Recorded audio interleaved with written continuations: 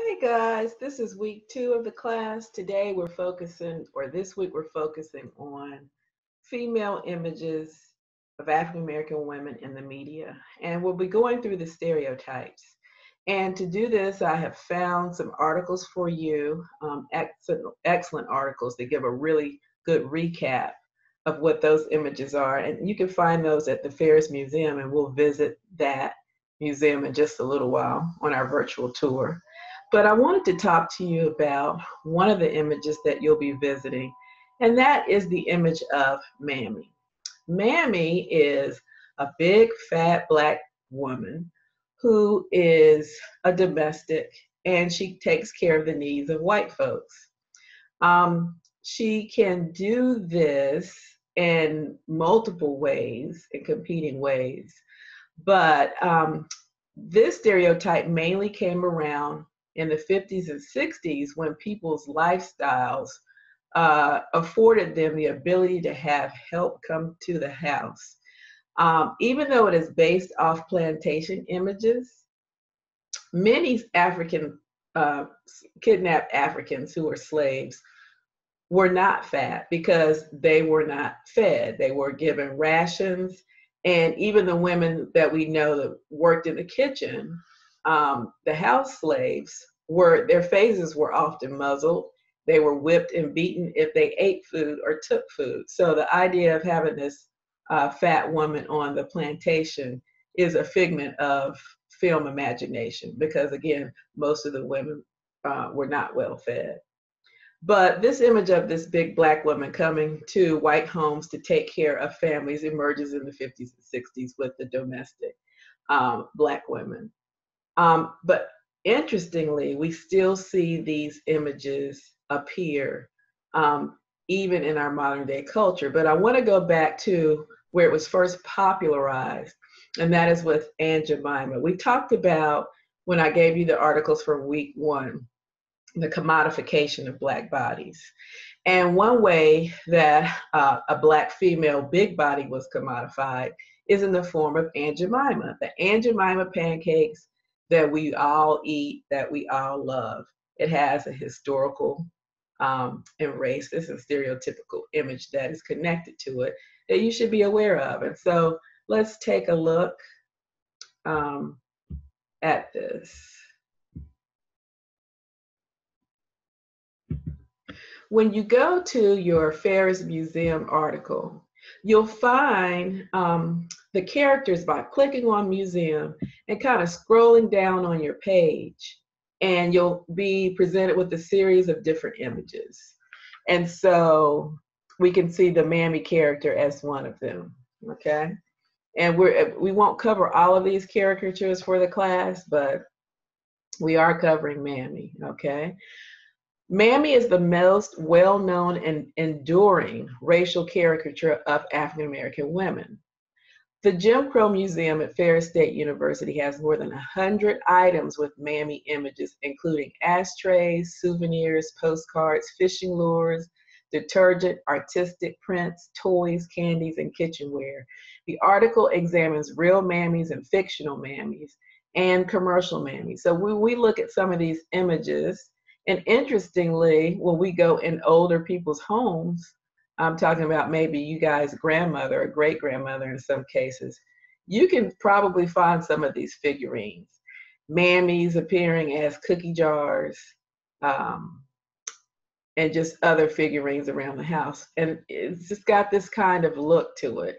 And we'll go and we'll look. I want to show you Aunt Jemima.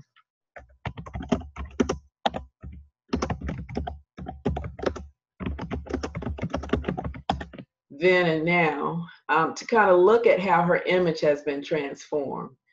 And so when we're looking here at the original Aunt Jemima pancake box, we are seeing that total Mammy image, right? That we see here. When we look at this modern day pancake box, we see Mammy has become modernized. Her hair, we can see her hair, and she's lost quite a bit of weight. But still, the idea of this black woman coming in a home and being taken care of and being commodified, signifying that this is good cooking because this Black woman has her stamp on it, is, a form of using the mammy stereotype in our modern day culture. But there are others, and it's just not limited to. Okay, so we know that the modern day Pine Sol woman, she is in our homes, on our televisions daily, and she's teaching people how to clean. So here again, we have this image of this big Black woman coming in white homes taking care of it. And sometimes even in popular movies, one of my favorite actresses is Queen Latifah, but often because of her size, and she's not a very, very big woman, I don't consider her. One of her characters that she plays is usually some kind of mammy in some sorts. And so I wanted to look at Bringing Down the House in particular, if you've seen that movie. Where in this movie she plays Steve Martin. I don't remember his character name. She is a convict who, tricks Steve Martin into keeping her in her home under the idea that she's someone other than who she says she is. And he works for this very wealthy woman who wants to come and dine at his home. And so, in order to explain, have an explanation of why she's there, um, Queen Latifah is to serve as the maid. Oh, I'm gonna try a different one. Sorry. Okay. I'll get two more. Still a mammy. Um, because she's in this movie, she's told that she's going to die. She has a little while to live. She goes off to Czechoslovakia. But really, when she's there, she's improving the lives of white people. And she's neglecting her own life, even in her last days. She had a love interest at home, but she leaves him behind in order to enjoy her last holiday. But while she's having this holiday, she is taking care of all the white folks in the film, from the cook to the lady that's cheating on her. That's the side chick of an adulterer who happens to be her boss's boss, the big boss of the company. And so in that way, she still maintains this big Black woman that still maintains this kind of role. So the question is that we might want to think about, and I've had classes think about before, if we're using those kinds of definitions by the Ferris Museum, is Oprah Winfrey a mammy? Does she fit that definition? And that's something for you to think about. It may be even something that you may discuss for your Friday discussion. But back to this, I'm just going to read the first couple of paragraphs, and then I'm going to let you read the rest of it. It says, from slavery through Jim Crow era, the mammy image served the political, social, and economic interests of mainstream white America. During slavery, the mammy caricature was posited as proof that Blacks, in the case of Black women, were contented, even happy as slaves. Her wide grin, hearty laughter, and loyal servitude were offered as evidence of the supposed humanity of the institution of slavery.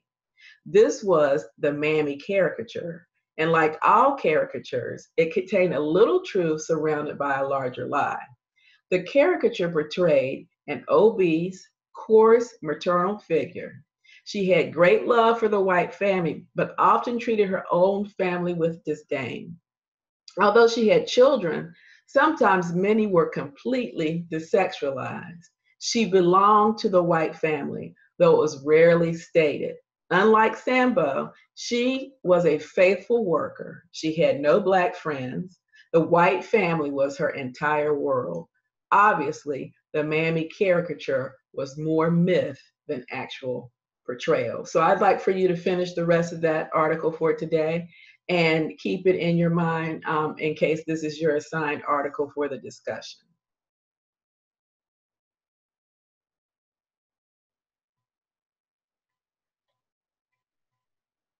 All right, so we go on to our next caricature tomorrow.